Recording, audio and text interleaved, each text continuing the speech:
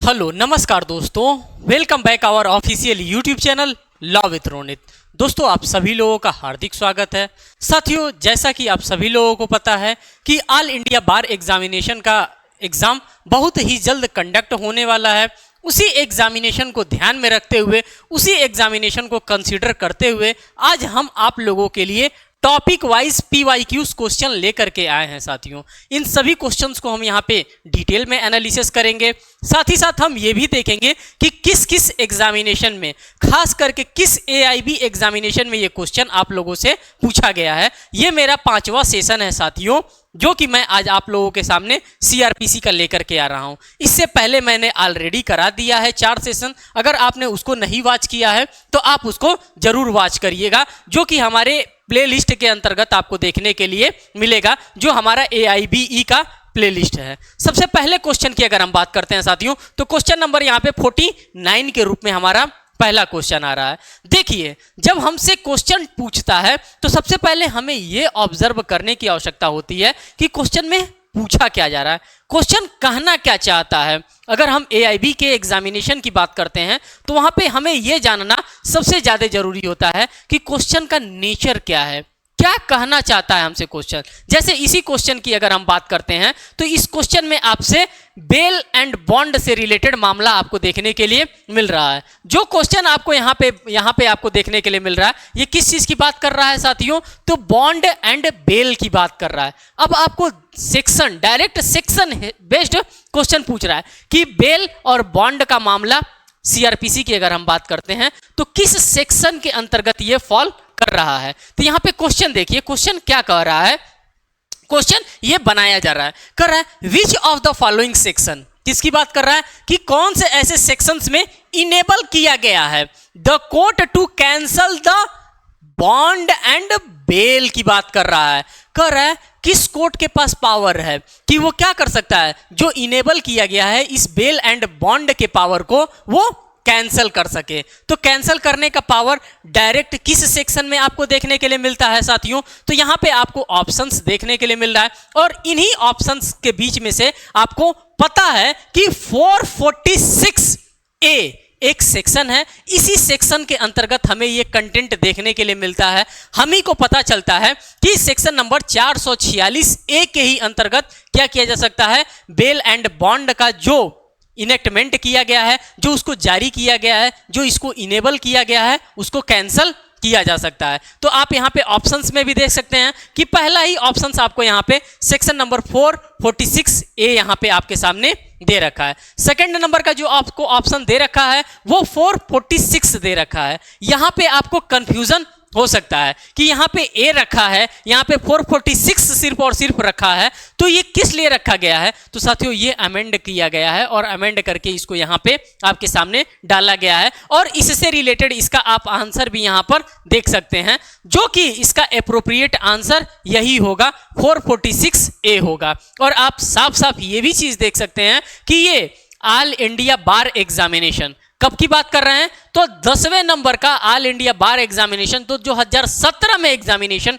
Conduct करवाया गया था, उसमें आपसे ये क्वेश्चन पूछा भी गया है। तो आप अब समझ सकते होंगे कि किस लेवल का, किस अंडरस्टैंडिंग का क्वेश्चन हमारे ऑल इंडिया बार एग्जामिनेशन में आपसे पूछा जा रहा है। नेक्स्ट क्वेश्चन की अगर हम बात करते हैं, क्वेश्चन नंबर 50 की, तो देखिए क्वेश्चन नंबर 50 में आपको क्या देखने के लिए मिल रहा है। सिर्फ और सिर्फ आप ये ना समझिएगा कि जो भी मैं क्वेश्चन आप लोगों के लिए लेकर के आया हूं ये सिर्फ और सिर्फ इंग्लिश लैंग्वेज में नहीं साथियों, ये जो क्वेश्चन मैं आप लोगों के लिए लेकर के आया हूं ये दोनों लैंग्वेजेस में है। इंग्लिश में भी आपको देखने के लिए मिलेगा क्वेश्चन, हिंदी में भी आपको क्वेश्चन देखने के लिए मिलेगा। ऐसा नहीं कि सिर्फ और सिर्फ एक लैंग्वेज में मैं क्वेश्चन आपके सामने करा करके चला जाऊंगा, क्वेश्चन मैं आपको दिखाऊंगा हिंदी वाला भी। क्वेश्चन नंबर अगर 50 की बात करते हैं तो सबसे पहले आप देखिए कि 50 नंबर का क्वेश्चन किसके बारे में बात कर रहा है। तो सबसे पहले आपको यहां पर देख करके क्वेश्चन में पता चल गया होगा कि क्वेश्चन जो हमारा बात कर रहा है साथियों, ये सेक्शन से रिलेटेड बात कर रहा है। जब जब हमें सेक्शन से रिलेटेड क्वेश्चन पूछा जाएगा तब तब हमें खुश होने की आवश्यकता है, क्योंकि सेक्शंस तो सभी पढ़ करके आते हैं। अगर आप लॉ की बात करते हैं तो जब जब आपके सेमेस्टर एग्जामिनेशन कंडक्ट करवाए जाते हैं तो उस टाइम आपने इंडेक्स कभी ना कभी डेफिनेटली पढ़ा होगा, और ये डायरेक्ट आपसे सेक्शन बेस्ड क्वेश्चन पूछ रहा है। कह रहा है अंडर सेक्शन 115 की बात कर रहा है। किसकी बात कर रहा है? सेक्शन नंबर 115 की बात कर रहा है। अब सेक्शन नंबर 115 किसके रिकॉर्डेंस में बात कर रहा है? कह रहा है in the exercise of revisional जूरिसडिक्शन की बात कर रहा है। किसकी बात कर रहा है? तो रिविजनल जूरिसडिक्शंस की बात यहां पे कर रहा है सेक्शन नंबर 115 में। कह रहा है ए हाई कोर्ट, किसकी बात कर रहा है? A high court can do, क्या कह रहा है? A high court can do which of the, किसकी बात कर रहा है? विच ऑफ द फॉलोइंग थिंग्स के बारे में बात यहां पे कर रहा है। हाई कोर्ट किस फॉलोइंग थिंग्स में कर सकता है? अब यहां पे 4 ऑप्शंस के रूप में आपको थिंग्स आपको प्रोवाइड कर रखा है। पहले अगर हम थिंग्स की बात करते हैं, किसकी बात कर रहा है? तो पहले वाले ऑप्शंस को अगर हम यहां पे एनालिसिस करते हैं साथियों, तो पहला वाला हमारा ऑप्शंस क्या कह रहा है? कह रहा है टू कॉल, किसको कॉल करने की बात कर रहा है? किसको कॉल किया जा सकता है? तो कह रहा है to call for the record of any cases, किसी रिकॉर्ड के, किसी केस के रिकॉर्ड के लिए कॉल किया जा सकता है। Which has been discuss by any court subordinate to the high court की बात कर रहा है। अगर सेक्शन नंबर 115 का मामला यहां पे आ रहा है तो, और जुरिसडिक्शन की भी बात यहां पे कर रहा है। किसकी बात कर रहा है? तो रिविजनल जुरिसडिक्शन, कहां पे रिवीजन किया जा सकता है? तो इसी रिविजनल जुरिसडिक्शन की बात यहां पे आपको देखने के लिए मिल रहा है। तो पहला ऑप्शन में कह रहा है to call for the record of any cases which has been decided by any court subordinate to the high court, जो उस हाई कोर्ट का सबऑर्डिनेट होगा उसी की बात यहां पे की जा रही है। जैसे अगर हम एग्जाम्पल के तौर पर आपसे बताना चाहेंगे तो यहां पे इलाहाबाद हाई कोर्ट है। अब इलाहाबाद हाई कोर्ट का सबऑर्डिनेट कौन सा है?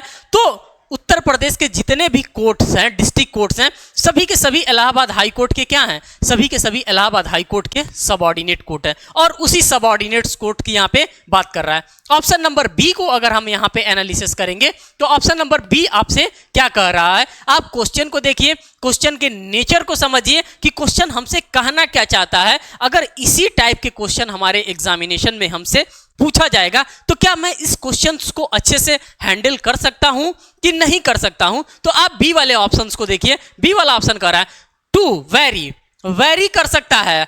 भाई जो जजमेंट दे रहा है तो जजमेंट में कुछ बदलाव हो सकता है, कुछ वेरी कर सकता है। वेरी रिवर्स एनी डिक्री और order against which and appeal lies to the high court, जो अपील हमने क्या किया है? लाई किया है। कहां पे? हाई कोर्ट में।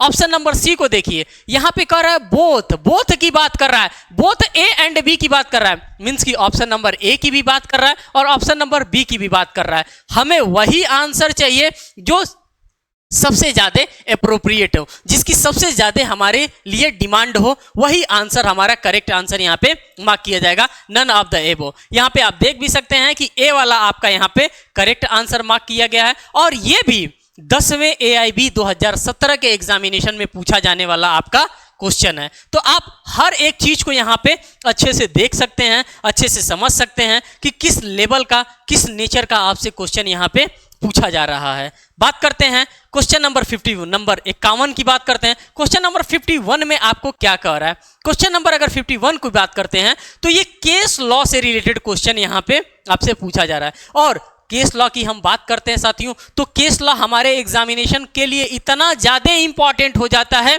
कि केस लॉ से ही सिर्फ और सिर्फ क्वेश्चन हमको देखने के लिए मिलता है। कभी कभी एलिमिनेशन बेस्ड क्वेश्चन हमको देखने के लिए मिलता है। कहता है पूरा का पूरा मैटर आप क्या करेंगे? पूरे के पूरे मैटर को आप एलिमिनेट कर देंगे, उसको बदल देंगे, और उससे रिलेटेड हमारे एग्जामिनेशन में हमको यहाँ पे क्वेश्चन देखने के लिए मिलता है। तो जब हम एलिमिनेशन बेस्ड क्वेश्चन की बात करते हैं तो हमको यहाँ पे केस लॉ रिलेटेड हमको क्वेश्चन देखने के लिए मिलता है। कह रहा है which case is leading case on arrest. अब अरेस्ट की प्रोविजंस की हम बात करते हैं कि अरेस्ट का प्रोविजन हमको कहां दे रखा है। तो साथियों जब हम अरेस्ट की बात करेंगे तब हम भाग करके जाएंगे CRPC के चैप्टर नंबर 5 में, क्योंकि पूरा का पूरा अरेस्ट का प्रोविजन हमको वहीं पे देखने के लिए मिलता है। और सुप्रीम कोर्ट ऑफ इंडिया के द्वारा गाइडलाइन भी दिया गया है कि किस तरह से कोई भी पुलिस ऑफिसर किसी भी व्यक्ति को गिरफ्तार करने के लिए जाएगा, और ये हमारे लिए सबसे ज्यादा इंपॉर्टेंट हो जाता है। अब यहां पे हम ऑप्शंस को एनालिसिस करेंगे कि क्या क्या ऑप्शंस आपके सामने दिया गया है। कौन सा ऐसा केस लॉ आया था, किस केस लॉ के बिहाफ पे ये गाइडलाइन दिया गया था। हमारे पास एक केस लॉ आता है साथियों, केस आपको वैसे ही फिंगर टिप्स पे आपको याद होना चाहिए, जिसमें जोगिंदर कुमार की अगर हम बात करते हैं, ये केस भी आपके लिए बहुत ही ज्यादा इंपॉर्टेंट हो जाता है जब हम बात करते हैं Joginder Kumar versus state of UP की बात करते हैं, या फिर जब हम बात करते हैं state of west Bengal versus DK Basu, या फिर DK Basu versus state of west Bengal. साथियों दोनों तरह से आपको केस लॉ दे सकता है state of west Bengal versus DK Basu, या फिर DK Basu versus state of west Bengal करके क्वेश्चन आपके सामने पुट अप कर सकता है। तो जो सुप्रीम कोर्ट ऑफ इंडिया के द्वारा जो गाइडलाइन आपको प्रोवाइड किया गया था सीआरपीसी के चैप्टर नंबर 5 में, तो सीआरपीसी के चैप्टर नंबर 5 में यही कहा गया था कि जब पुलिस ऑफिसर किसी भी व्यक्ति को गिरफ्तार करने जाएगा तो ये गाइडलाइन फॉलो करेगा। ऐसे नहीं कि मुंह उठा के गया और गिरफ्तार करके लेकर के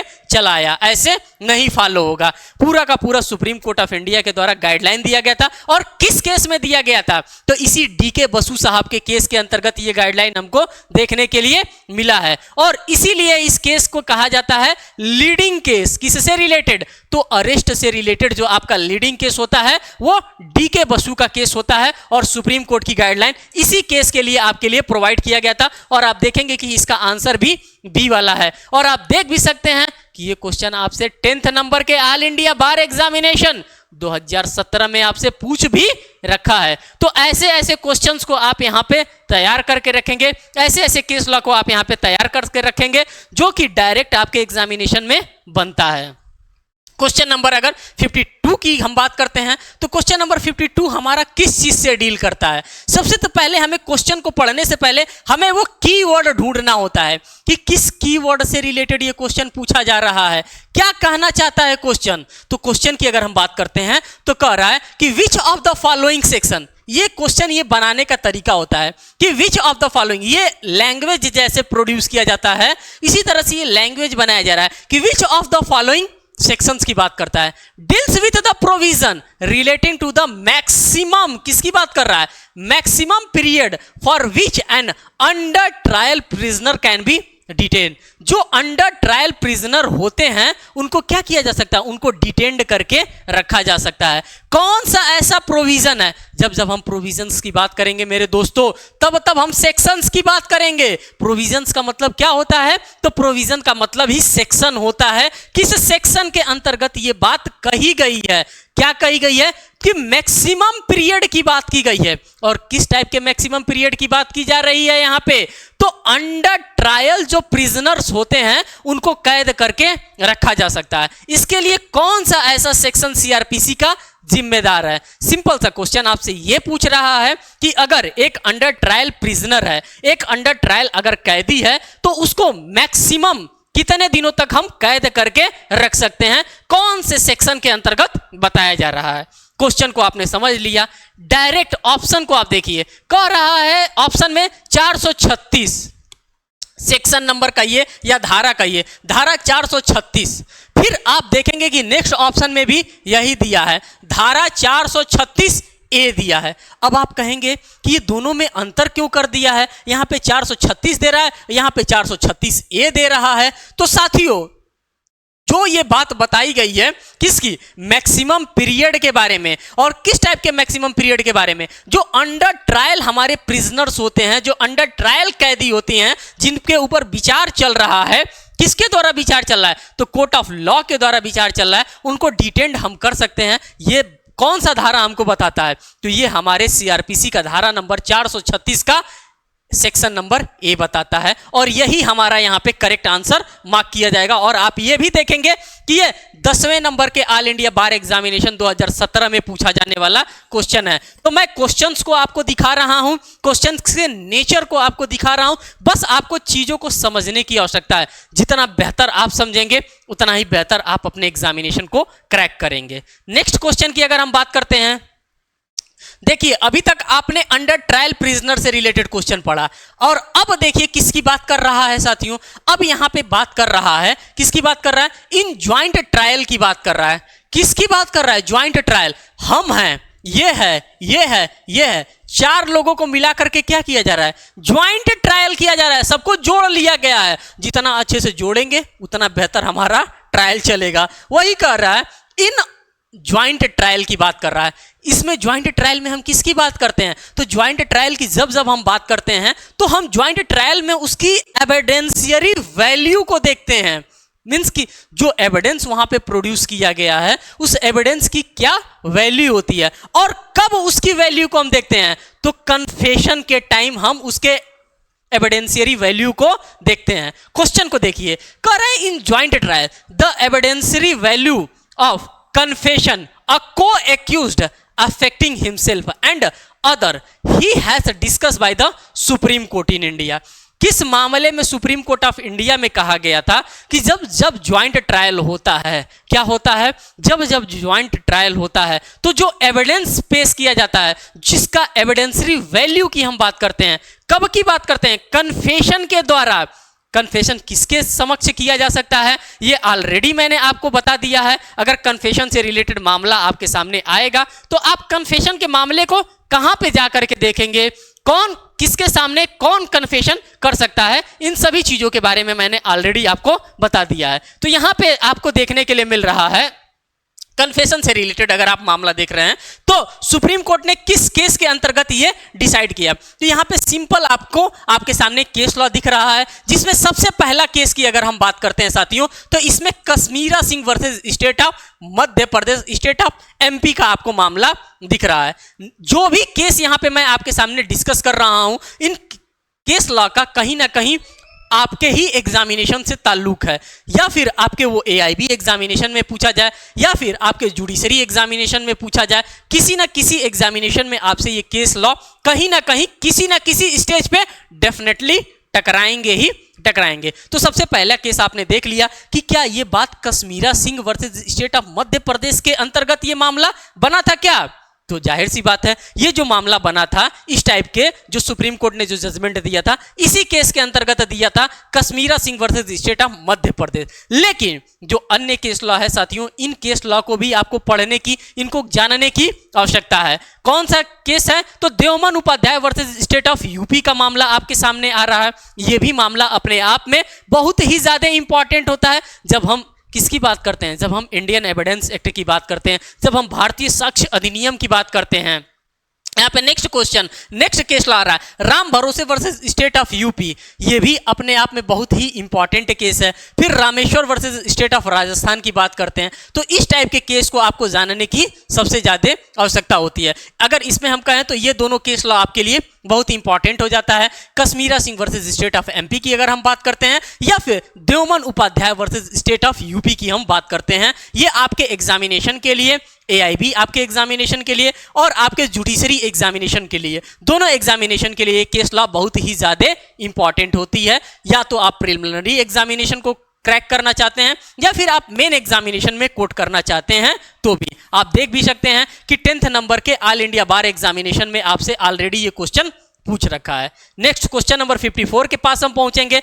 अब देखिए क्वेश्चन नंबर 54 आपसे क्या कह रहा है। क्वेश्चन जो कहेगा वही करेंगे, जैसा पढ़ रहे हैं जो कह रहा है बस हम वही करते जा रहे हैं, बाकी कोई इसमें एक्स्ट्रा दिमाग लगाने की आवश्यकता नहीं है अगर इस टाइप के क्वेश्चन आपके एग्जामिनेशन में आ रहा है। अब इस क्वेश्चन को देखिए, कह रहा है in which of the following cases, फिर केस से रिलेटेड क्वेश्चन आ गया और आप देख सकते हैं कि केस का कितना ज्यादा इंपॉर्टेंट है जब हम यहां पे बात कर रहे हैं। तो कह रहा है in which of the following case the supreme court of India opinioned that bail is the surety and the jail is the exception। Bail हमारा क्या है, बेल हमारा राइट है, हमें बेल मिलेगा ही मिलेगा, लेकिन कुछ ऐसे एक्सेप्शंस होते हैं जिसमें आपको बेल नहीं भी मिलता है। लेकिन यहां पे श्योरिटी है कि आपको बेल, अगर बेलेबल मामला बन रहा है, हर एक चीज ठीक ठाक है तो उसमें आपको बेल मिलेगा।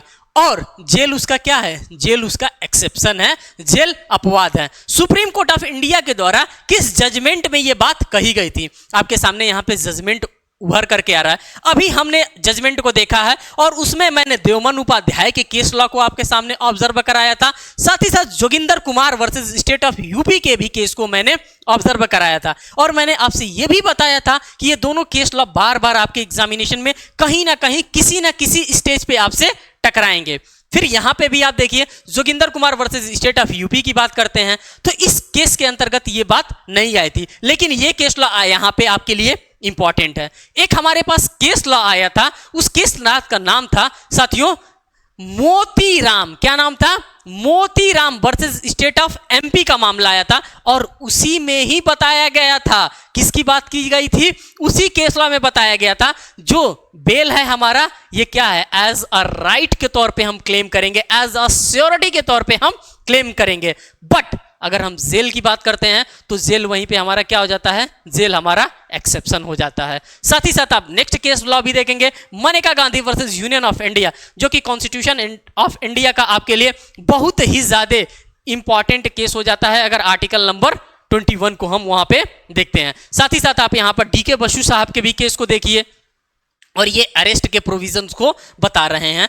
पूरा का पूरा चैप्टर नंबर 5 आप सीआरपीसी का डील कर रहे हैं। तो इस तरह से चीजों को आप अच्छे तरीके से, जितना बेहतर हो सकता है उतने बेहतर तरीके से आप यहाँ पे क्लियर करते हुए चल सकते हैं। और ये भी जो क्वेश्चन है आपका 10th नंबर के ऑल इंडिया बार एग्जामिनेशन में आपसे पूछा ही गया है। आप सिर्फ क्वेश्चन को ना देखिए कि सिर्फ मैं क्वेश्चन को बता रहा हूं, मैं ये आइडिया बता रहा हूं कि आपको किस तरह से क्वेश्चंस को हैंडल करने की आवश्यकता है। जितना बेहतर तरीके से आप पढ़ेंगे उतना ही बेहतर तरीके से आप क्वेश्चंस को हैंडल कर सकते हैं। क्या पढ़ेंगे? जितना बेहतर तरीके से आप क्वेश्चन को पढ़ेंगे उतना ही बेहतर तरीके से आप उसके आंसर को भी एनालिसिस करेंगे। और सिर्फ क्वेश्चन पढ़ करके नहीं चले जाना है, उसके ऑप्शंस को भी ध्यान में रखना है। जितना अच्छे तरीके से हम ऑप्शंस को ध्यान में रखेंगे, कहीं ना कहीं वो ऑप्शन हमसे आगे चल के टकराएगा, बार बार टकराएगा। नेक्स्ट क्वेश्चन की हम बात करते हैं, क्वेश्चन नंबर 55 की बात करते हैं। अब ये क्वेश्चन देखिए, अगर इस तरह से नंबर फॉर्मेट में दिया है, खुश हो जाइए। इसके आगे क्या लगेगा? इसके आगे सेक्शंस लग जाएगा। क्या लग जाएगा साथियों? इसके आगे सेक्शन लग जाएगा। Section number 93, section number 95, section number 94, section number 96 से रिलेटेड यहाँ पे क्वेश्चन बन रहा है। अब इस क्वेश्चन के अंतर्गत देखिए क्या कह रहा है। कह रहा है कि in the following section deals with the search warrant की बात कर रहा है। किसकी बात कर रहा है साथियों?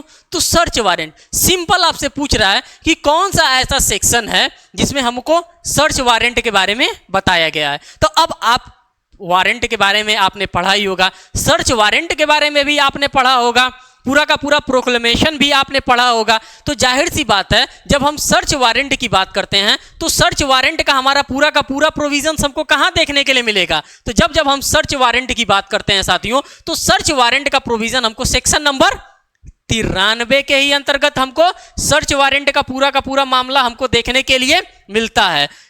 इसमें हमको नहीं मिलता है, इसमें नहीं मिलता है, इसमें नहीं मिलता है। लेकिन अगर हम सेक्शन नंबर 95 की बात करते हैं, सेक्शन 94 और सेक्शन 96 की बात करते हैं, तो इन सभी सेक्शंस को भी आपको पढ़ने की आवश्यकता होगी, क्योंकि यहां से भी आपके एग्जामिनेशन में क्वेश्चन बन सकता है। लेकिन ये सर्च वारंट की अगर हम बात करते हैं तो ये इंपॉर्टेंट टर्म होता है और यहां से रिपीट करके क्वेश्चन आपसे बनता है। किससे? सर्च वारंट से, जो कि सेक्शन नंबर 93 के अंतर्गत हमको देखने के लिए मिलता है सीआरपीसी के अंतर्गत। और आप देख सकते हैं कि ये 10वें number all India bar examination में आपसे पूछा जाने वाला क्वेश्चन भी है। नेक्स्ट की अगर हम बात करते हैं तो सेम वही क्वेश्चन जो मैंने आपसे वादा किया था कि मैं दोनों लैंग्वेजेस में आपको क्वेश्चन यहां पे शो करूंगा, हिंदी में भी और इंग्लिश में भी। तो जिनको लगता है कि नहीं हमको हिंदी में देखना है, वो यहां से हिंदी में क्वेश्चंस को देख सकते हैं। और अगर लगता है कि उनके पास इसका पीडीएफ भी होना चाहिए, तो ये लॉ विथ रोनित RONIT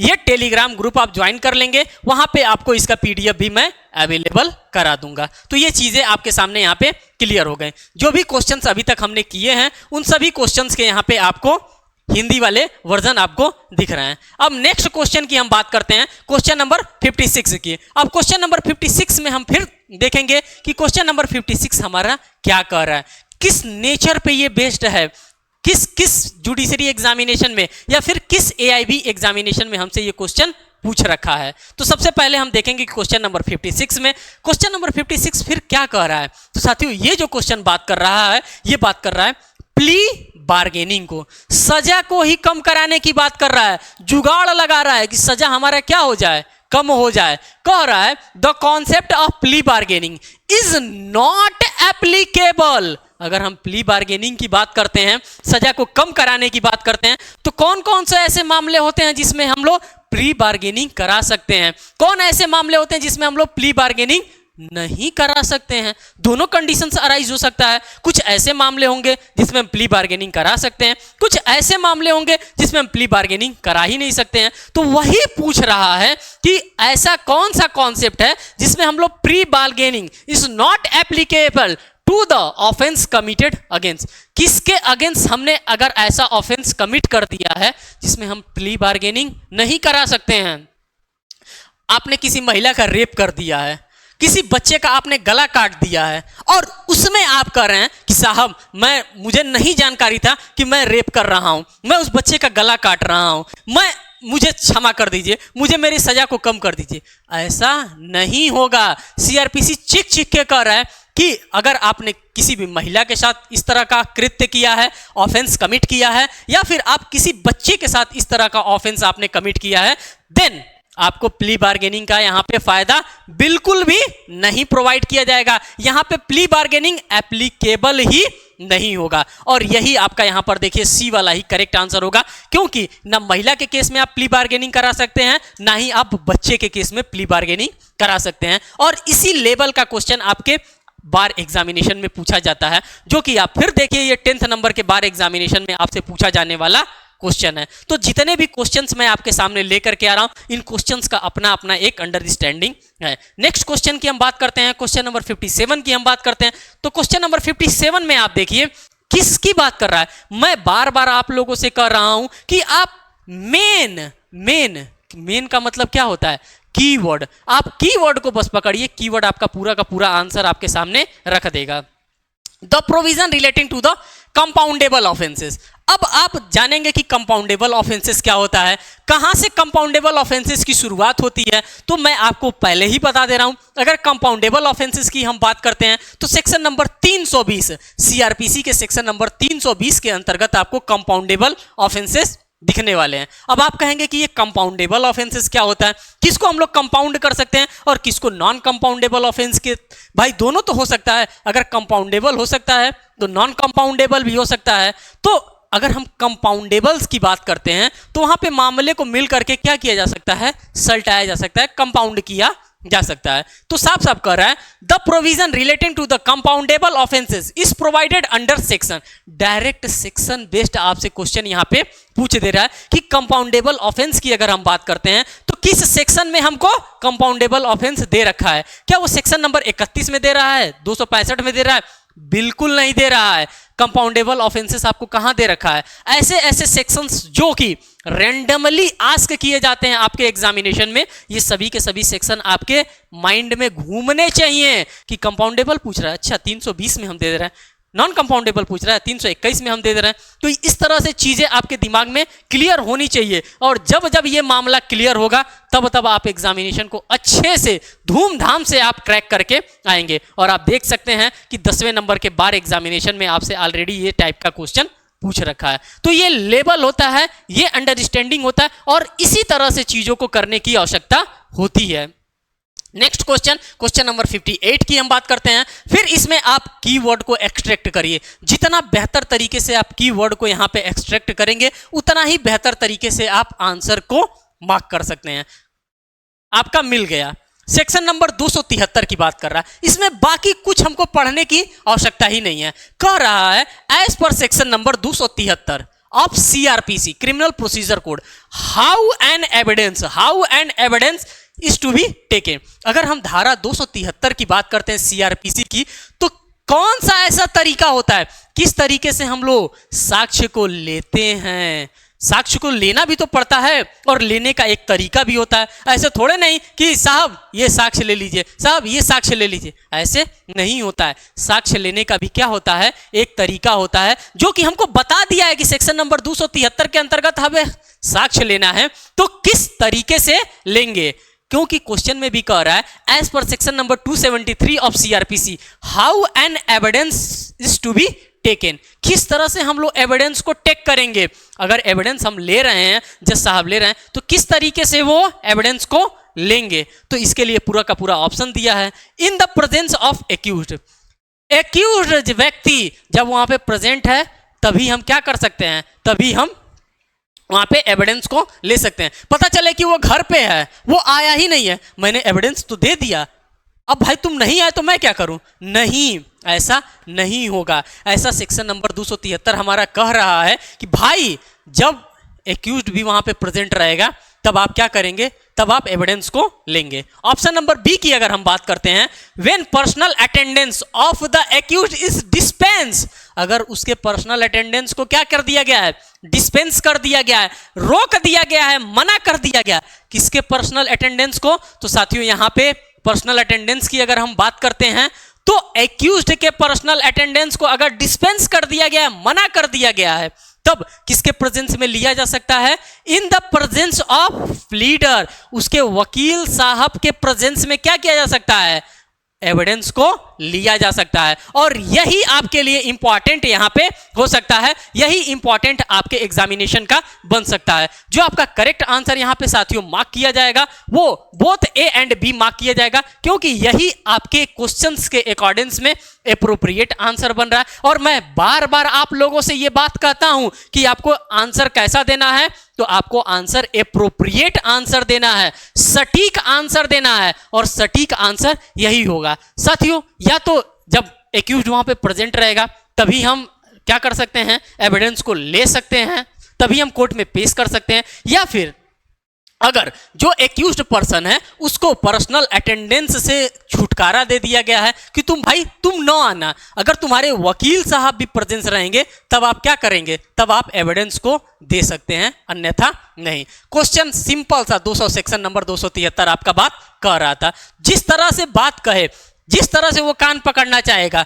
उसी तरह से हम कान को पकड़वाएंगे। ऐसा नहीं कि वो कह रहा है ऐसे पकड़िए तो नहीं, हम कहेंगे घुमा के पकड़िए, नहीं, जिस तरह से वो कहेगा उसी तरह से हमें करने की आवश्यकता है, तभी हमारा काम चलने वाला है। नेक्स्ट क्वेश्चन की अगर हम बात करते हैं, क्वेश्चन नंबर 59 की हम बात करते हैं। क्वेश्चन नंबर 59 के आप कीवर्ड्स को यहाँ पे एक्सट्रैक्ट करिए। जितना बेहतर आप कीवर्ड निकालेंगे उतना ही बेहतर तरीके से आपको आंसर मिलने वाला है।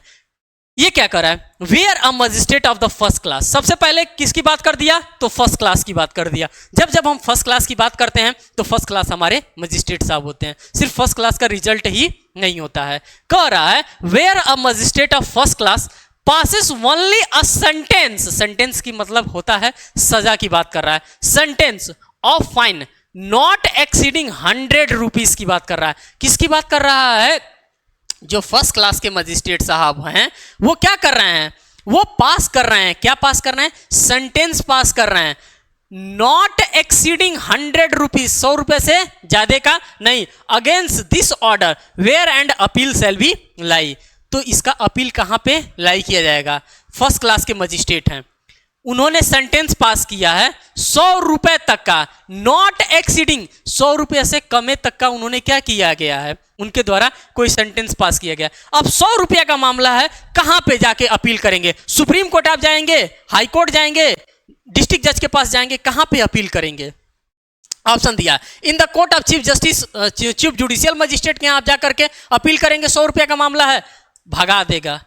इन the court of chief metropolitan magistrate कहेंगे साहब जाओ, both A and B none of the above. यहां पे इसका करेक्ट आंसर क्या होगा, डी वाला इसका करेक्ट आंसर होगा। अरे 100 रुपया का मैटर है चाचा, 100 रुपया के मैटर में जाकर के आप अपील करेंगे, कोर्ट के पास इतना टाइम रखा गया है कि 100 रुपया के मैटर को आपके वो भी जेएम फर्स्ट साहब के द्वारा, जुडिशियल मजिस्ट्रेट फर्स्ट साहब के द्वारा दिया गया कोई जजमेंट है, कोई सेंटेंस है, और वो भी not more than not exceeding 100 rupees का है, और आप उसका अपील लेकर के आ रहे हैं। ऐसा पॉसिबल है कि 100 रुपया का हम अपील सुनेंगे, नहीं, ऐसा नहीं हो सकता है। और इस टाइप के क्वेश्चन आपके एग्जामिनेशन की डिमांड है। आप देख सकते हैं कि 10वें नंबर के ऑल इंडिया बार एग्जामिनेशन में आपसे ये क्वेश्चन पूछ रखा गया है। तो ऐसे ऐसे क्वेश्चंस आपसे डेफिनेटली पूछे ही जाते हैं आपके एग्जामिनेशन में। नेक्स्ट क्वेश्चन की हम बात करेंगे, क्वेश्चन नंबर 60 की बात करेंगे। क्वेश्चन नंबर 60 में आपको क्या देखने के लिए मिल रहा है, हम सिर्फ और सिर्फ कीवर्ड्स को एक्सट्रैक्ट करेंगे।